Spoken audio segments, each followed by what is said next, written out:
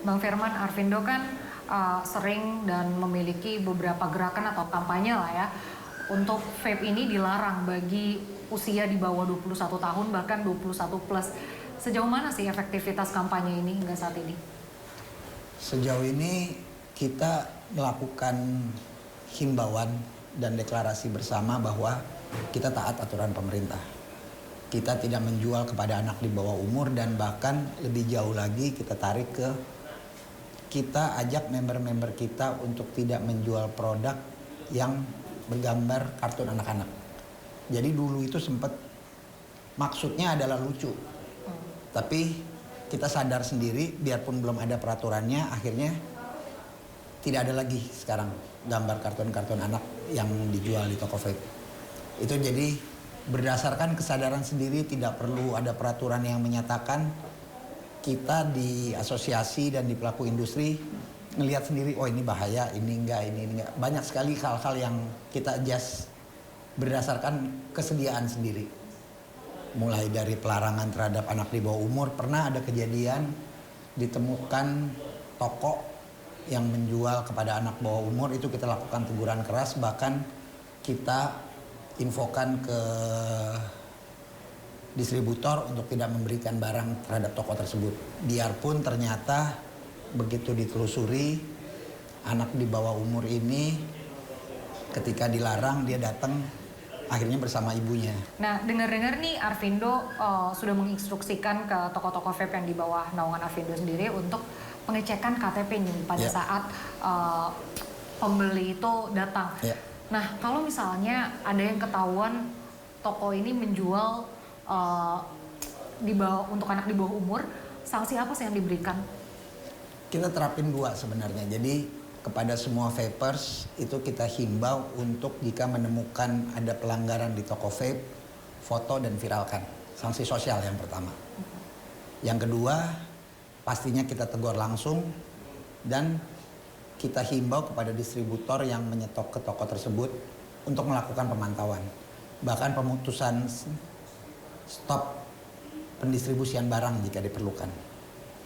Jadi berbagai upaya kita sudah lakukan.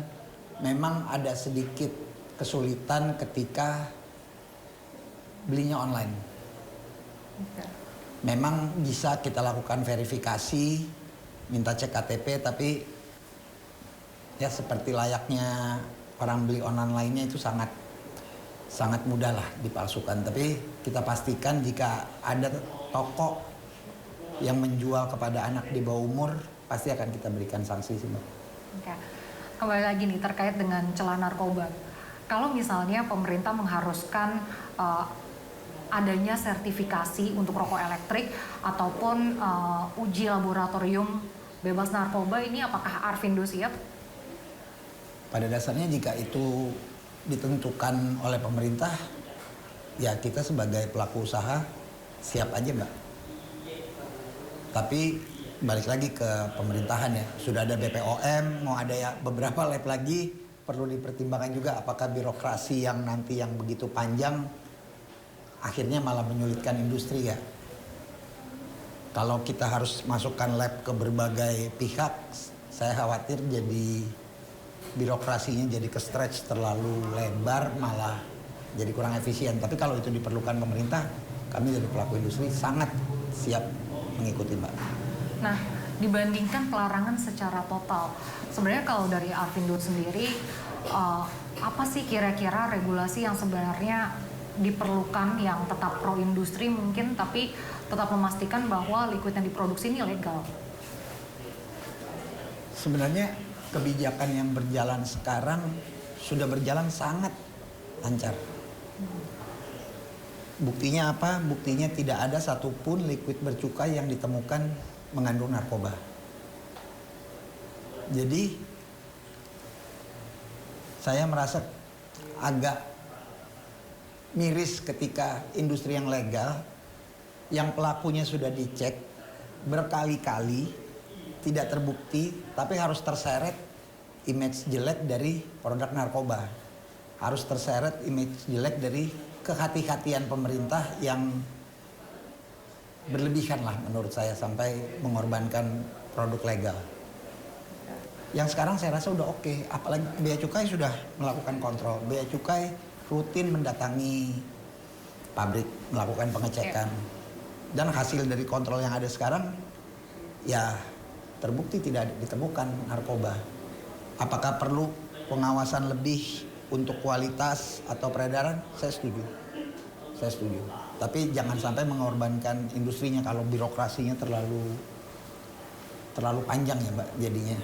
Berarti kalau ke depannya misalnya diminta untuk adanya pengecekan uji laboratorium secara berkala gitu misalnya entah 3 bulan sekali, 6 bulan sekali atau 1 tahun sekali itu cukup memberatkan ya Pak? Itu mungkin bukan ranah saya ya.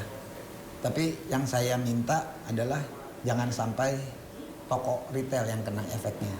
Silakan cek di pabrik-pabriknya dan saya rasa itu sudah dilakukan oleh Bea Cukai. Kalau dari BNN ingin melakukan pengecekan, saya rasa pihak dari produsen juga sangat terbuka kok dengan hal-hal seperti itu sih. Oke.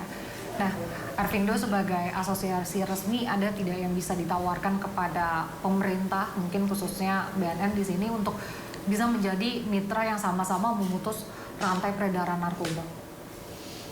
Sebenarnya kita pengen sekali dilibatin, Mbak. Kita ingin sekali dilibatin supaya BNN bisa mendapatkan informasinya yang utuh. Kita juga pengen dengar lebih jauh sebenarnya apa sih kekhawatiran utamanya BNN yang mungkin bisa kita bantu dalam mengatasinya. Karena yang tahu industri ini ya pasti pelakunya.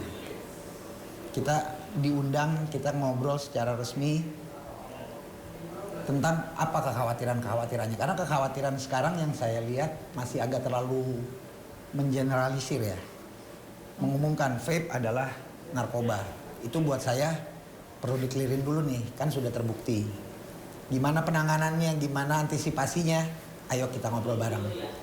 Ayo kita ini bareng, libatkan mata kami yang ada 6.000 toko dan ratusan ribu pekerja dan jutaan pengguna, gunakan kami. Bukan dijadiin musuh, tapi informasi banyak sekali yang bisa didapatkan. Saya bisa dapat informasi dari kegiatan vape ilegal di seluruh Indonesia. Jadi jangan dimusuhin, tapi diajak ngobrol, Mbak. Diajak duduk bareng. Memang kekhawatiran terhadap benda baru nih, saya ulang lagi, memang sangat tinggi dan sangat wajar lah, saya rasa.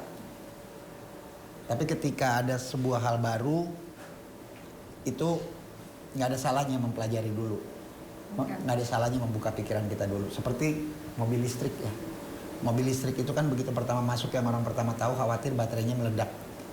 Tapi banyak orang yang akhirnya cari tahu ya akhirnya banyak yang pakai mobil listrik. Tapi Bang sebenarnya kan industri rokok elektrik ini kan termasuk sudah lama ya dari masuk ke Indonesia 2018 2018 itu legal. Nah, kenapa ada nggak sih pertanyaan mungkin buat teman-teman Arvindo sendiri, kenapa baru sekarang nih ada wacana pelarangan? Apakah memang karena baru adanya kasus ditemukan penyalahgunaan narkoba dengan alat ataupun liquid vape atau bagaimana? Tekanan terhadap kami sebenarnya sudah lama berjalan, Mbak. Baik dari opini publik yang dibentuk maupun dari kebijakan-kebijakan yang kami rasa tidak pro UMKM. Narkoba ini menjadi salah satu lagi trigger buat pembenaran untuk melarang vape. Karena balik yang saya bilang ini produk destruktif. Pasti banyak produk inovasi baru itu pasti banyak sekali pihak-pihak yang nggak suka. Banyak sekali pihak-pihak antara nggak suka atau khawatir. Nah, saya nggak berharap pemerintah mengikuti kebijakan negara di Uni Eropa, tapi buatlah kebijakan yang sesuai lah dengan Indonesia. Karena saya belum melihat ada keingintahuan dalam lah dari pihak BNN terhadap ekosistem ini. Jalur distribusinya kemana aja, prosesnya mana, pabriknya gimana. Padahal kami semua terbuka. Libatkan dulu sih, intinya itu sih dari kami. Oke. Terakhir nih Bang, ada nggak sih yang ingin disampaikan untuk pemerintah mungkin khususnya BNN dan juga Kemenkes atau mungkin memberikan rekomendasi ini terkait adanya wacana pelarangan rokok elektrik ini? Ya, pelarangan rokok elektrik adalah langkah yang sangat besar, Mbak, karena melibatkan ratusan ribu pekerja, melibatkan ribuan pelaku UMKM, dan melibatkan juga jutaan pengguna. Jadi saya tidak menutup kemungkinan pemerintah melihat ada satu sisi negara-negara yang melarang. Tapi tolong lihat juga ada negara-negara yang meregulasi. Ada penelitian yang tentang resiko dari vape. Saya akui memang ada resikonya dan saya tidak pernah mengatakan vape tidak ada resiko.